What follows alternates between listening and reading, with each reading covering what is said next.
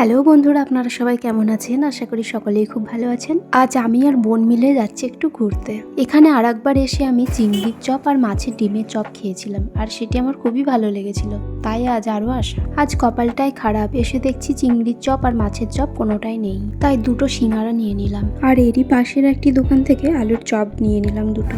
এখানে তো দুটো দোকান, তাই দুটো দোকান থেকেই একটা একটা করে জিনিস নিয়ে নিলাম। চাটনির সাথে সিঙ্গারাটা বেশ ভালোই লাগলো, আর ভুল করে এখানে আমি বোনের চপটা খাচ্ছিলাম।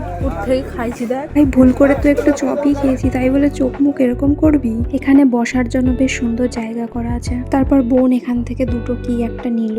আর জানো তো, আমাদের বাড়িতে একটা লবিষ্টি বৌদি আছে, তার জন্য দুটো চপ পার্সেল করে নিলাম। আজ এই দোকানগুলোতে প্রচুর ভিড় ছিল, কারণ সবাই অক্কদ্বীপ থেকে বাড়ি আসছিল আর এখানে টিফিন করছিল। চলো, খাওয়া দাওয়া হলো, এবার বাড়ি ফেরা যাক। কেমন বদমাশ দেখেছো, আমাকে না নিয়ে কত দূর চলে যাচ্ছিল। এটি আমাদের বৃন্দাতলা, আর এর নিচেই একটি লোকনাথ মন্দির আছে।